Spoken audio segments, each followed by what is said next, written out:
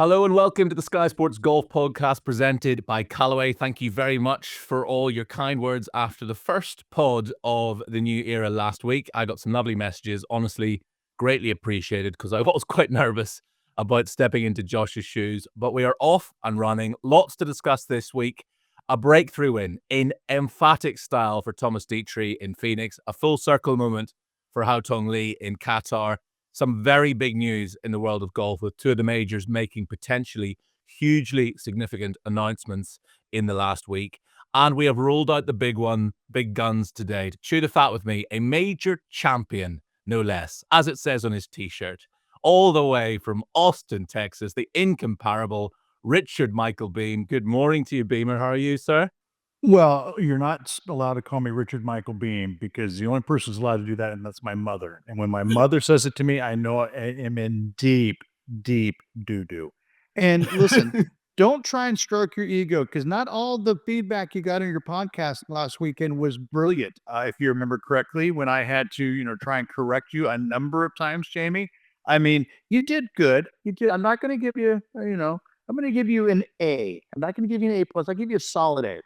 I'll settle for an A from you, Beamer. You're my harshest critic, so that's pretty good. I will also be speaking to golf journalist, prolific author, golf course architect, Geoff Shackelford, and most importantly, in terms of today's show, a Los Angeles native about this week's Genesis Invitational, moving for 1 year and 1 year only away from its spiritual home. That's on the way a little bit later, but first we're going to react to some breaking news in the last hour or so, and we're going to let you behind the curtain a bit here because the podcast had been recorded before this news broke. Beamer has come back on after his lunch to react to this breaking news, and it concerns Tiger Woods, who are all hoping to see teed up at the Genesis Invitational this week, which would have been his first competitive tournament since last year's Open. He will not be playing. Now, this is a statement that Tiger has released. I plan to tee it up this week, but I'm just not ready. I did my best to prepare, knowing it's what my mom would have wanted, but I'm still processing her loss. Thanks to everyone who's reached out. I hope to be at Torrey later in the week and appreciate the continued kindness since my mum's passing. Beamer, terribly sad news. And for once, it's not Tiger's body breaking down on him. It is just the fact that he is mentally not quite in the right place to play this week. And Catilda Woods was an extremely special lady. Exactly, Jamie. And listen, I don't think anybody in the planet could fault him. I think that the sudden passing of anybody that's close to you like that, much less your mom, I was actually a little surprised that he was going to play because of that fact. I would imagine that he wanted to play in her honor, but I can also understand that there's just too many things going on. I mean, emotionally, way more than anything else. I mean, believe it or not, folks, Tiger is human. I mean, he truly is made of flesh and blood, and so I think it's what Tiger felt was best. I don't think he would. We talked about it earlier in the podcast. He's not going to go out there unless he's got the mindset, Jamie, that he thinks that he can win the tournament. And I just don't think that with everything going on in his little world, he could tee it up and feel like he's going to have a chance to win, especially with mom's passing. So it's unfortunate. It's sad, especially at his event, but it's completely understandable. We saw Tiger so many times down the years, coming off the back of 18th greens around the world and giving a big bear hug to his dad, to Earl Woods, who was obviously hugely special to him. But I think Tiger has also said that it was Catilda who kind of held the family together. She was the real glue that kept that family together. Yeah, I mean, she's the one that kind of basically turned him on to wearing red on Sundays. 'Cause it made him stronger. And the way that he would to always talk about her, you could always see his face light up when she was part of the conversation. So she was obviously a massive influence to him in so many different ways, way different than his dad was. But she certainly was the glue that kind of held everything together. But boy, I mean, we all know mom's mom, and you're only gonna have one mother, and sadly Tiger's passed away, and taking the next few days off before he comes out to California to Torrey Pines, which he says he'll be there later on in the week. I'm sure everybody wishes him well, and everybody's looking forward to seeing him, albeit they'd much rather see him on the golf course. They'll take him anywhere they can get him. Well, we wish Tiger well, of course, and we hope to see him tee it up in a couple of months' time at Augusta, at the Masters. But we're going to move on to Phoenix now. A remarkable 7-shot win by Thomas Detry, finishing with 4 straight birdies, his first ever win on either tour at the age of 32. It lifts him to a career high ranking of 22. We are about to hear from the first ever Belgian to win on the PGA Tour. And after we do, suddenly, as if by magic for those watching the vodcast version of this, Beamer will have changed clothes. It's incredible. It's what dreams are made of. Honestly, like that last walk on the last hole was incredible. Kind of everything goes so quickly that you don't really have time to enjoy. Luckily, my caddy was there to tell me to enjoy the moment. It's pretty special. You know, I've given myself plenty of chances in the past and never been able to conclude. And being able to put a statement out like that is pretty incredible. So I'm just over the moon. So happy. Fantastic stuff.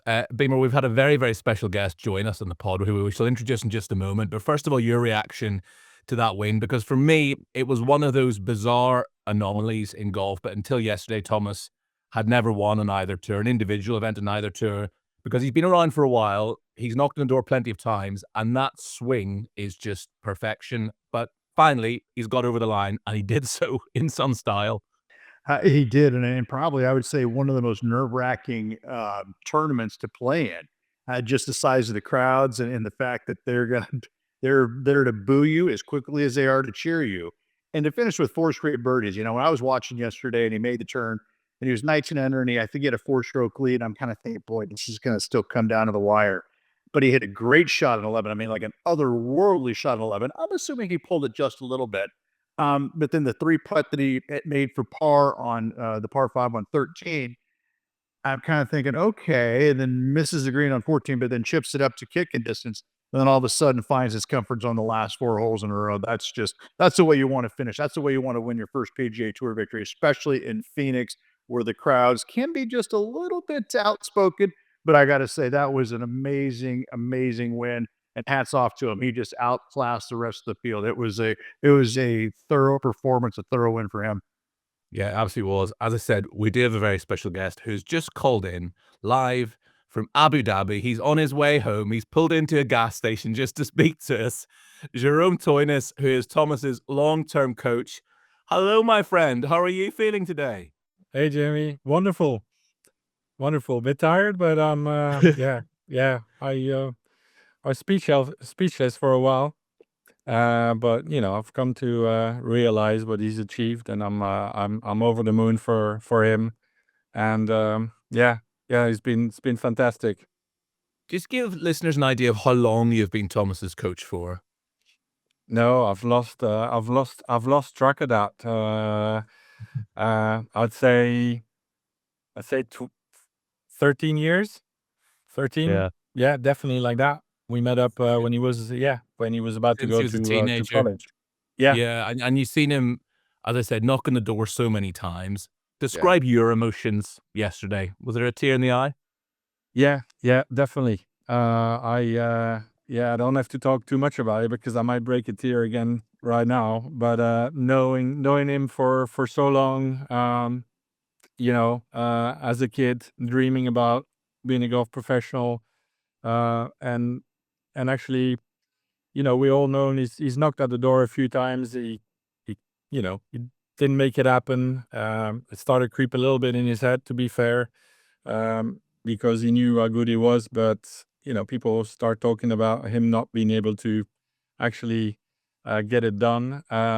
But there was a breakthrough about, I would say, a year and a half ago when he actually opened up about it. And sorry. Oh, Jerome, he's gone. Listen, I I knew that was completely gonna happen, understand. but I think people or coaches or players or close friends, um, know the other side of the thing, and yeah, I'm delighted for him. I mean, it was hard actually. It was hard mentally, and I think that he knew everybody thought he couldn't maybe do it. And a year and a half, there was a breakthrough, and he actually opened up about it. I think the fact of having a family, I'm coming back to it. It's okay. It's gone. The tears, the tears. Yeah. And I can't, here I can't pull in the gas station and buy a beer before the interview. But anyway, uh, no, and the fact that his wife that's been tremendous with him, obviously having a family, but he opened up about it and he accepted. And those were words when he said, listen, you know what, I just might accept it, and it's okay if it's okay if I don't win. I want to win, but it's okay. He said, I'm playing on the higher scene, and one day I might win from behind, or I might shoot a really low score on Sunday, win it. Um, and then he started mental work as well, which obviously has done some tremendous effect on him. Uh, I think last year already, 2024 season, played Pebble Beach with Scotty Scheffler on Sunday, shot a really good score, finished fourth. Played Houston, play with him again, finished second, lipped out on 17, made a solid par on 18. And those were very encouraging. He was talking about saying, I started to feel actually quite comfortable. Then came the USPGA, walking on Sunday. Did he have a chance to win? But still, those were big moments for him. And last year was definitely something where you could see that it was, starting to shape up and starting to, go into these weekends with way more confidence.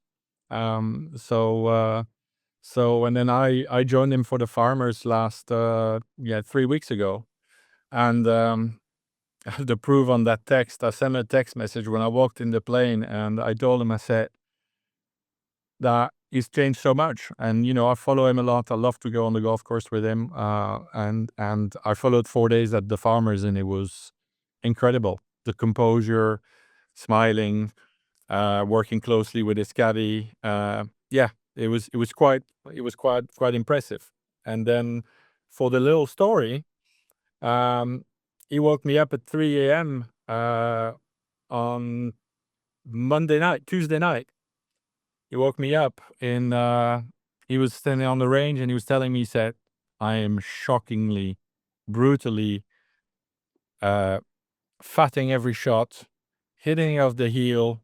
And I said, hold on. So I switched on the light. I said, send me a couple of swings. I'm going to do a video analysis. So I did a video analysis. I've got these videos where I'm actually comparing his swing from the Farmers and his swing from and I told him, I said, give me 15 more minutes. Either I'm not awake enough or I just can't see a difference. It might just be, one of these days where you're not. So anyway, we found one little thing. He said, but you've said that to me before. And I said, you need to work on that little drill. And so he worked really hard on Tuesday and then, send me a message saying it was brilliant. I was striking it really, really well today. Awesome. And let's just see how the week goes. Let's see how the week goes. And he walks off with a PGA Tour victory by 7 shots. That's a cracking story. Beamer, take us into the mindset of a professional golfer, because until you get that first win, you're probably so filled with self-doubt about whether you can actually do it. Try to describe what it's like on a Sunday afternoon when you've never won before and you're in the mix, because Thomas did that so many times. And as Jerome says there, he doubted whether he'd ever finally get over the line, and he has now. But until you get that very first one, describe what it's like. Guys, I wish I could actually put into words what Thomas had to go through, because I was fortunate. It took me 8 starts on my PGA Tour for journey to get the win. And so but I sympathize, because everything that I was hearing, I'm going, yeah, the longer you go, whether it's after a first win, it's after a major win, like, when's the next win going to come? What's it going to feel like? How am I going to get there? What do I need to do to put myself into that position again, and again and again? Because sooner or later, if you put yourself in that position that many times, I thought that what he said was, what Thomas says was like brilliant. Hey, maybe, I don't have what it takes to win. Maybe, I believe that I can, but maybe you need to vocalize it. I don't have all the answers. I think that's exactly what Sergio did years and years ago at the Masters. He was playing through. He says, I don't know if I have what it takes to win a major. Yes, you do. I think anybody out there who's got a tour card, who has played at the highest level, Thomas included, it's in there. You just have to figure out a way to let it out and to not get in your own way. Again, I was probably as nervous for him going to the back nine, even though he was ahead by 4. Sometimes 4 is not enough. If you think about how many birdie and eagle opportunities are in the back nine at TPC Scottsdale, he's got to keep pace. It's one of those things where you can't let off the gas at any point. And to birdie the last 4 holes and it's completely distance yourselves. I mean, that win and the emphatic win at that, I think is going to carry him to multiple victories. He's going to get into contention so much more often now than he already was over the last 18 months. And you never know. A victory like this at the age of 32, all of a sudden you start kind of catching fire. You believe in yourself. I mean, who says he can't play golf great late into his 30s, early into his 40s? I mean, I think once you get that first win, you want a taste of it again as quick as you can. You really do. And so just the way that he went out and just dismantled, demoralized, just ran away with them and didn't give anybody a chance on the back nine, especially before the last 4 holes. That to me is something that he's going to remember for the rest of his life. And he's going to remember going down the stretch if things get a little bit tight. Like, listen, I know what it takes to go down the stretch and get the job done. Yeah, 100%. I think the confidence it will give him, this could be a breakthrough moment for him. It was the tee shot at the iconic 16th Stadium hole, which sealed the deal. I let out a little whoop from my sofa watching it. Justin Thomas, fresh from a walk-off eagle at the 18th himself, actually, had momentarily joined the broadcast team. So this was Thomas Detry, 9-iron in hand at 16.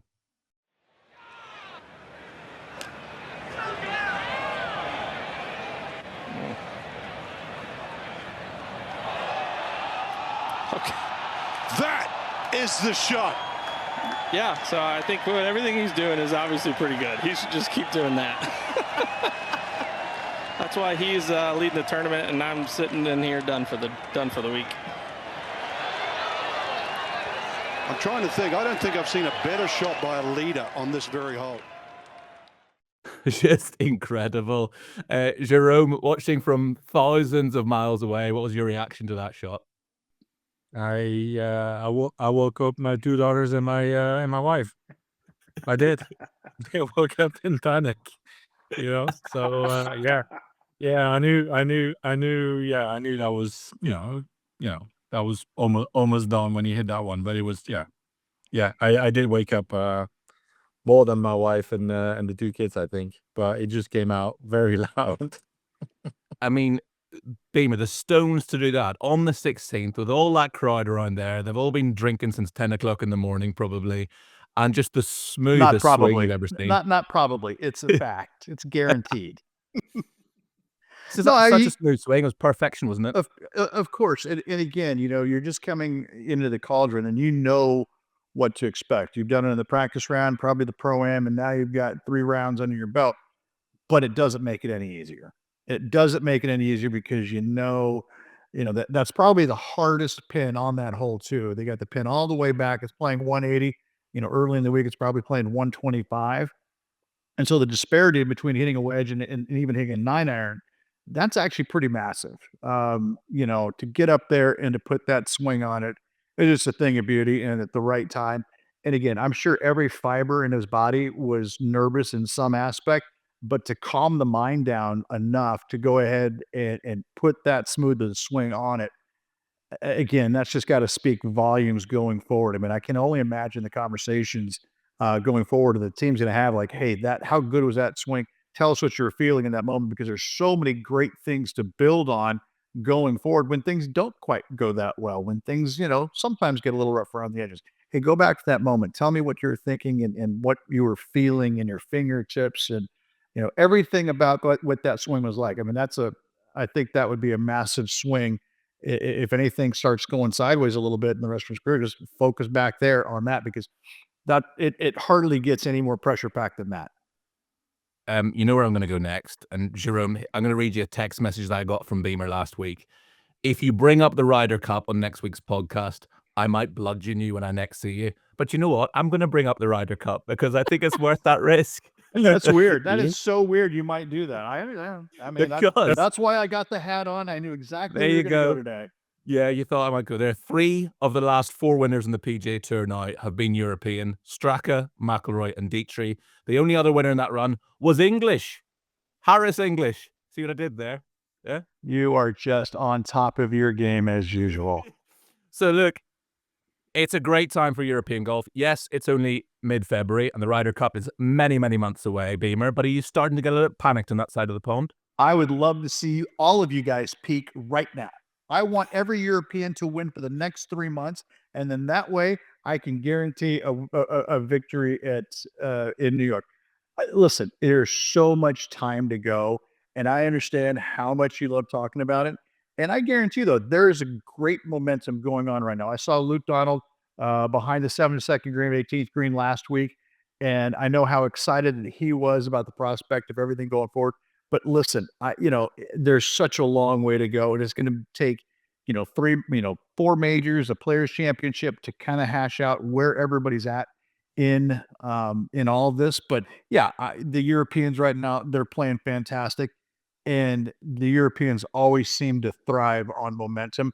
And gosh, they got all the momentum in the world right now on their side. But again, it's a long time to that opening tee shot in September. Yeah, it is, of course. And Jerome, you were there in Rome, as was Beamer, as I was as well, of course. I think it's doing you a disservice to describe you as Nicholas Coulthard's buggy driver for the week. You did a lot more than that, but you knew what it was like to be there in Rome. It was a very special week, and it has to be on Thomas's radar now. Yeah, it definitely is, and I think he's he's in a good seat right now. But as Rich said, it's a long time away. So definitely on the captain's radar, I would say right now. And I think this win is massive because he's been such a regular, player. He's so consistent, Thomas. He's there every week. We see him around the top of the leaderboard, but the win definitely shows that, in case he needs to bring the final point, he can do it. And so I'm sure that, if he plays well and up to standards until August, I think he has a fair chance of, a good chance of being on that team. Speaking of being in a good seat, real quick, Jerome, I hate to cut you off, but I don't see too many cars with orange seat belts on them. So I'm assuming that your car goes from 0 to hello very quickly. It's a rental car. They try to make listen. Their rental cars over in that part of the world are a little bit better than what you can find in most other places. I'm platinum. That's why I get a little upgrade from time to time. There he is. Good Listen, man. When you're approach to the stars. I got the orange seat belt. I will privately send you a picture of what the car really looks like, but I don't want to do any bad publicity. I have to give a little shout out to my good friend Lee Warren, Thomas's caddy. What would have been 2 a.m. for him. I was texting him earlier. He'd just driven to San Diego. He was still wired, wasn't able to go to sleep. So happy for him. And Jerome, I think Lee played a big part. And Thomas was saying, he was telling to soak it in down the stretch. But Lee has been there, seen it, got the t-shirt. He's caddied in majors, in Ryder Cups, and he's been a huge calming influence on Thomas, I think. Huge. Yeah, hats off to Lee. Different personality on the golf course, and it helps a lot, Thomas. Lee loves to chat about, sports and football, and they do chat a lot. And I think it takes Thomas away from his golf from time to time. And also his experience, obviously, it's not all about that, but his experience in top level caddying. He's had some tremendous results with Noren and Brendan Grace and all these guys, and he believed really strongly in Thomas, and I think he could give the right words to Thomas and reassure him, every time he needed to. So yeah, Lee has been, and on top of that, he's just a wonderful guy as well to be around. So I'm super happy.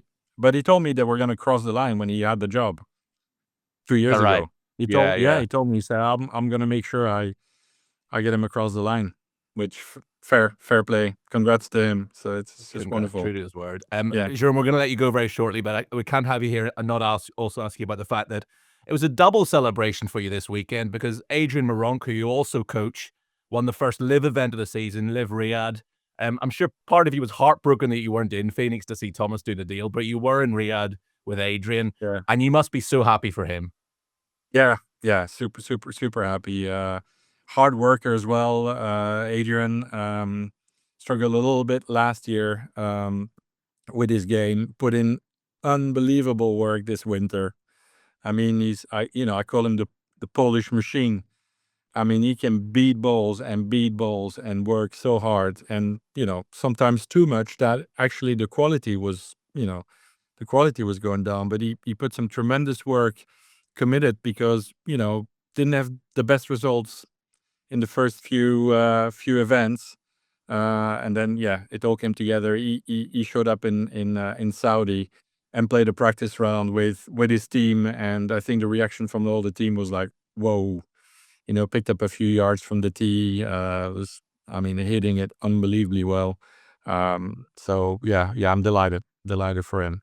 And some big news which we're getting onto, which may well, mean that Adrian's got a great chance of being at a couple of majors this year as well. So that's welcome news for him as well. Jerome, we're going to let you go now. Hopefully, you and Adrian and Thomas will all be at Bethpage later this year. I'm sure I'll see you before then anyway, my friend. But a great weekend for you, a double celebration. That's why you get hire cars with orange seatbelts, because you are a coach to the best players in the world. Congratulations to you. Thanks for taking the time to speak to us. Cheers. Thank you, guys. Thank you very much. Beamer, great to have Jerome join us. Wonderful victory for Thomas. A few other things to get through in Phoenix. Jordan Spieth, some signs of life, and how great is that to see? Oh, it's fantastic. And it's actually interesting that he led on that, I guess the week prior on his very opening hole at Pebble Beach. I think it was at Spyglass. So he jammed his wrist. And, that's a little concerning going out there, and having the first shot or second shot back in competition, and you irritate the one thing that, kind of sidelined you for a few years. But obviously it was just kind of it was a small, little injury, but it was great to see him back out there. The swing, the swing doesn't look nearly as good as it did a couple years ago. But what I like about it is he seems to be hitting more shots. He's trying to hit more shots left to right, right to left. The putting looked significantly better. So hats off to him for going out there and second tournament really back it and getting himself in contention. And listen, a couple of putts. I think I didn't watch the entire coverage, but I understand that on Friday he did miss a significant amount of putts early in his round. He could have really lit it up there on Friday, and just didn't. So, but to get back in contention must have felt awesome. Yeah, and his box office, he's just so fun to watch. And if anything summed up Jordan Spieth, it was how he played the 11th yesterday, drove it behind a bush, putted left-handed with his second shot to advance it about 30 yards or so, hit the next shot still from the native area to 13 feet, canned the putt for par. What was you worried about? Stick it down as a 4. That's what you love about Jordan is that, even when he's playing his best, he'll hit a couple of foul balls and he'll make something out of nothing. I think most players, in the predicament that he was in behind that bush, he was looking left, he was taking out a hybrid, he was taking out an iron. I think he was looking for a leaf at one point in time. And all of a sudden, he just finally pulls out the putter, tells Grell to get out of the way, putts it, almost ends up in another bush. And how it escapes that, you have no earthly idea. Ends up still just on the crushed grand right there. Then hits the next one, he said, 13 feet and buries it. And, that's just what you love about, not just Jordan, but it's fun watching these guys hit it out in the middle of nowhere, but never giving up and making, like I said, something out of nothing. Because, we can sit there and watch Rory and Scottie Scheffler hit it right down the middle, hit 7 irons in a par 5, make eagle putts. Those are fantastic. I love all that, but I love a really good junky par. That was fantastic to watch. Bob McIntyre, tie 6 finish for him, who continues to just play such lovely, consistent golf. But the reason I wanted to bring up Bob was on the 16th every day, he pulled on an Oban Celtic shinty shirt and was throwing into the crowd Oban Celtic shirts wrapped with a $20 note and a post-it note saying, "Enjoy a few beers on me." love Bobby Mack. I mean, the people's champion, Bob McIntyre. Well, I mean, that's what you have to do. You got to get the crowds behind you. Ryan Palmer used to do the same thing. He used to take golf balls and wrap it in, I think it was $10 bills, not $20 bills. Bob's made a few more quid than Ryan has over the last few years, but he used to throw $10 in and says, enjoy a Coors Light on me. And so I think that's what you need to do. You need to get the crowds behind you. I mean, I think anytime players would walk up there and put on a jersey, they're throwing themselves to the crowds, the mercy of the crowds, because if they hit a bad shot, they're still going to get booed. It doesn't matter whether you're wearing, a Pat Tillman jersey, whether you're wearing a LeBron James jersey, it doesn't matter. You're going to get booed if you hit a bad shot, and you get cheered if you hit a good shot. So, 16 is just one of those different holes in the game that should never try and be duplicated. It should be admired for what it is. 1 week a year. It's a Coliseum-like effect, and it's beautiful. And, trying to get the crowds on your side, hats off to them. Me, I'd rather just go hide in a clamshell. I mean, and listen, and my little goal every time I played that, Jamie, was to hit in the center of the green and try and get out of there as fast as I can. And I played that hole pretty darn good. I made more birdies than I did bogeys, but that place just scared the bejesus out of me. I find that amazing. A I showman like know, yourself, I Beamer, who know, loves but being listen, center of attention. but I don't like to get booed. Nobody likes to get booed, Jamie. Nobody likes the bad press. I remember playing 1 year with Cal Kvecki, and Cal Kvecki was two-time champion, lived there for many years, a massive crowd favorite. And on Sunday, he hit this skanky little, dead toe drop hook into one of the short bunkers, and everybody's booing at him. He's like, yep, come on, I deserve it. Yep, bring it, keep it up. I'm like going, I don't want that, man. This hurts too bad. We shall move on then to Qatar. Hao Tong Lee was the winner after rolling in a 20-odd foot birdie putt at the 72nd hole and being overcome with emotion after he did so. And it was all still pretty raw. He was still pretty emotional when he spoke to Gabby at the back of the 18th green. Means a lot. Take a minute, right? Sorry. It's okay. It's like I never thought I can come back in this position. Even after yesterday, I felt like this morning was really stressed. I'm just so pleased I made that putt on the last. Like whole day I've been grinding, I've been stay patient. Some wrong, some good. I just very glad I closed out nicely. Wow, we've had so much emotion on today's podcast. Jerome fighting back the tears, now Hao Tong Lee as well. But Beamer, here's a man who almost walked away from the game. And that must be an amazing feeling when you come full circle. It must be. And funny thing is, that's the only shot I saw all week long. I turned on the TV, knowing before we do that. But I mean, like, it was always on so early over here that I'm like going, this is the only thing I saw. And like, holy cow, I just saw the entire tournament in like 8 minutes. And like, what a finish this was.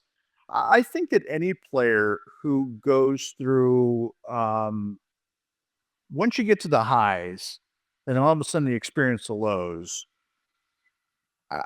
to come out of that low and to get back on the high again, I think the one player that I can admire, I admire probably more than anybody else on this planet is Michael Campbell. Michael Campbell seemingly had 2 or 3 of those low spots in his career, and then he would come back and he'd win everything.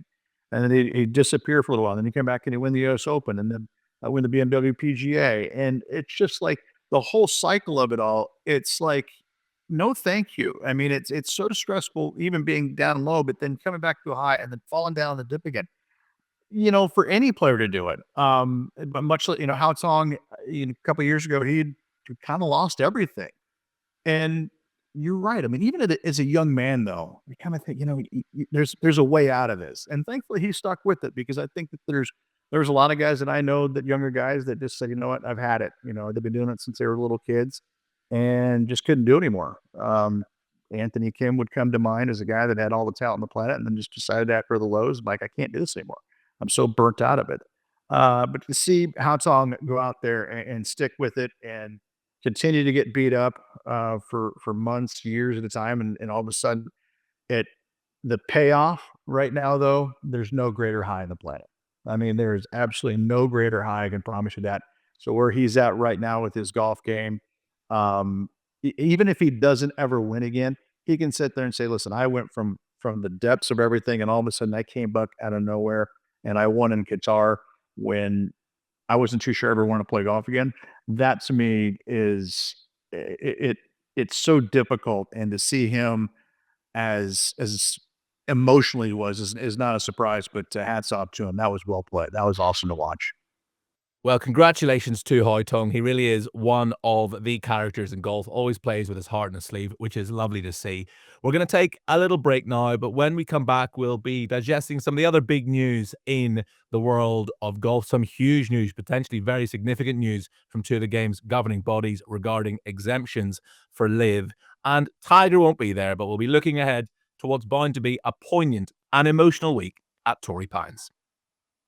Welcome back to the Sky Sports Golf Podcast, brought to you by Callaway. Some of the other news in the world of golf over the weekend: Yalimi No was the winner of the Founders Cup on the LPGA Tour. Cara Gaynor won on the Ladies European Tour. She had ambitions of being a professional tennis player before having to give tennis up at the age of 17 and switch to golf. Remarkable story, really, there. And as we discussed in the first part, with his coach, Adrian Moronk was the winner of the first LIV event of the year. And that leads us on to some big news. Both the USGA and just in the last few hours, the R&A have announced exemptions for LIV players into the US Open and the Open, respectively. So the top performer, not already exempt in the top 5 of the LIV standings, will get a spot in the US Open and in the Open. Beamer, your reaction to that news? I'm fine with that. I mean, again, I've got no issue with any of the guys that play on the LIV Tour. I think that, I think we can all understand why. They're all still great players. And to reward somebody for having an exemplary year with an exemption to the U.S. Open or the Open Championship, I think is well founded. I think if you look at the depth pool, the talent that's on LIV, it's there. I mean, we can't deny that whatsoever. Bryson DeChambeau, our reigning U.S. Open champion, Brooks Koepka, also PGA champion, both won while on the LIV Tour. These guys can flat out play. There's no doubt about it. And for those exemptions, I think it helps. And Beamer, I just wonder whether this news also suggests that a reunification is getting closer. News last week, of course, as well, that Jay Monahan and Adam Scott met with Donald Trump. Given his sort of links, his relationship with Saudi Arabia, he feels he can facilitate a coming back together as well. What that coming back together looks like, we don't know. But it does feel, with every little bit of information that's coming out week by week, that we are closer to everybody kissing and making up. Yeah, I think it's had that sense for a little while now. It's just it almost now feels like there's a light at the end of the tunnel, especially with Monahan and Adam Scott going up to Washington, D.C., meeting with the president, who's obviously an avid golfer. He's had many LIV tour events at his golf courses throughout the years. And so, I think that him just being a fan of the game would like to see the best of them come back and play golf together. I think obviously because of the relationship that he's had, and now that he's president once again, I think that there's probably a little bit more that he can do. It'll be interesting to see how it all kind of shakes out, but I still think it's going to take a few extra years for everything to assimilate. I think it's still going to take anywhere from 2 to 4 years now. I think last year I said 3 to 5, so 2 to 4. But it's heading in the right direction, and what it's going to look like, how the players that decided to go play LIV, how they make their way back on tour. There's obviously a couple of guys out there that are going to be fully exempt already. You got Bryson DeChambeau, Brooks Koepka, Cam Smith, Gustin Johnson, I think, is in that list. Phil Mickelson with the victories. There's a number of guys, and I know I'm missing a few, but there's a number of guys that criteria-wise, they still would be fully exempt on the PGA Tour. So it'll be interesting to see how that all kind of shakes out. But yeah, I think that there's light at the end of the tunnel. The framework of how it all is going to take place or take shape, I think still has to be ironed out a little bit. But I definitely can see everybody playing golf together again in the next 2 years quite easily. Okay, we're going to look ahead now to the Genesis Invitational. this weekend. A huge tournament, star-studded field, hosted by Tiger Woods, even though we know now that he's not going to be there playing this week.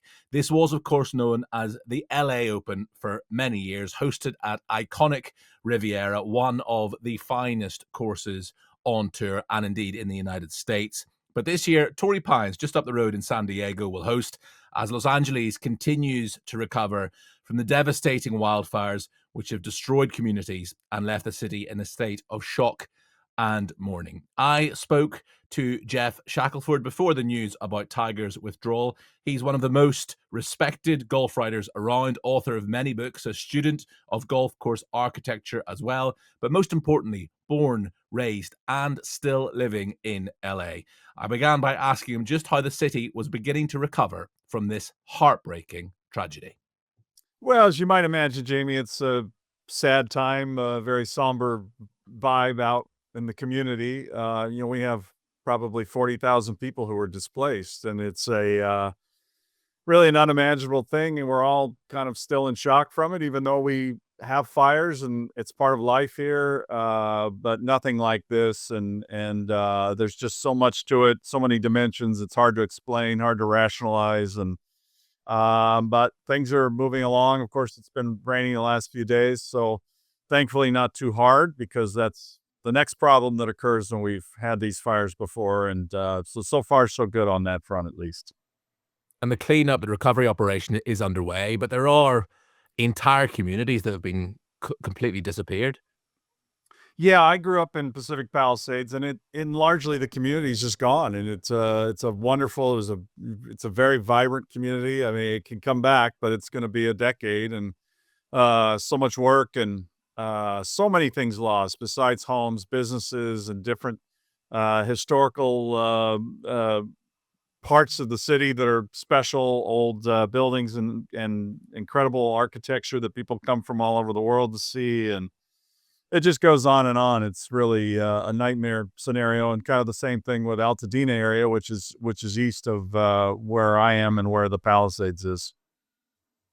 And obviously it's had an effect with the golf as well, with the Genesis moving away from Riviera. Now, Riviera wasn't affected, but did come perilously close to being affected. Is that right? That's right. Yeah, it was. It kind of stayed in the hills just above, and a few homes fairly close to the course did burn, but largely stayed away. But that general area is just devastated. And some of the aerials, if you've seen them, an area called the Alphabet Streets is just no more than a half mile from the sixth green of Riviera. It's hard to understand. It takes 15 minutes to get from one end of the Palisades to the other, but it's all kind of close, and it would have been difficult to have the tournament this year. Yeah, so it is at Torrey Pines, and I imagine there will be quite a poignant feel at Torrey. I think so. Yeah, I mean, the nice thing is they kept it in Southern California, but it is far enough away. But they deal with similar situations in San Diego area, so people will fully understand kind of why this had to happen, and people around here certainly do. I mean, they just wouldn't have been able to set up the normal tournament stuff, or they might have, but it would have been the last minute. I think the optics of it, and then of course the hotel rooms.